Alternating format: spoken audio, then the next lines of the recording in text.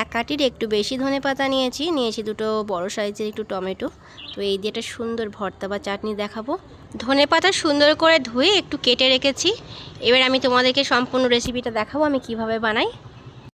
কড়াইয়ে সর্ষের তেল দিয়ে দিয়েছি। এবার দিয়ে দিলাম বড় 1 চামচ মতন কালো জিরে, একটু সুন্দর করে ভেজে নেব। 5টা মতন শুকনো লঙ্কা দিলাম, 2-3খানা কাঁচা লঙ্কা দেব, আর দেব একটু অল্প পরিমাণে গোলমরিচ। আমি এখানে অনেক রকমের ঝাল ব্যবহার করছি, তোমরা তোমাদের স্বাদের উপর নির্ভর করে ঝালের পরিমাণটা দিও। এবার দিচ্ছি সামান্য একটু পরিমাণে আদা, খুব বেশি দিও না, তাহলে কিন্তু তেতো হয়ে যাবে। সুন্দর করে ভেজে নেব নাড়াচাড়া করে, আর ফ্লেমটা অবশ্যই এখন কমিয়ে দিতে হবে, না হলে কিন্তু আমার সমস্ত জিনিসটা পুড়ে যেতে পারে। মাঝারি সাইজে 2টো রসুন নিয়েছি, তার সমস্ত কোয়াগুলি আমি নিয়েছি। এখন কড়াইয়ে দিয়ে দিলাম, একটু লালচে করে ভেজে নেব। রসুনটা বেশি দিলে খেতে একটু স্বাদ বেশি হয়, ভালো লাগে। সব কিছু একসাথে সুন্দর করে মিশিয়ে ভালো করে এবার একটু ভেজে নিচ্ছি।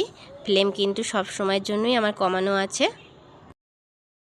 ফোড়ন থেকে খুব সুন্দর গন্ধ বেরিয়ে এসেছে। এখন আমি 2টো টমেটো কুচি এর মধ্যে দিয়ে দিলাম। এবার এটাও খুব সুন্দর করে সব কিছুর সাথে ভেজে নেব। টমেটো খুব সুন্দর ভাজা হয়ে গিয়েছে। এখন আমি কেটে ধুয়ে নিয়েছিলাম ধনেপাতা, তো সেইটা আমি সম্পূর্ণ কড়াইয়ে এখন দিয়ে দিলাম। ধনেপাতার পরিমাণ অনেকটা কমে গিয়েছে, এখন আমি স্বাদ মতন লবণ দিলাম। দিয়ে দিচ্ছি স্বাদের জন্য একটুখানি চিনি, দিয়ে দিচ্ছি একটু পরিমাণ মতন হলুদ।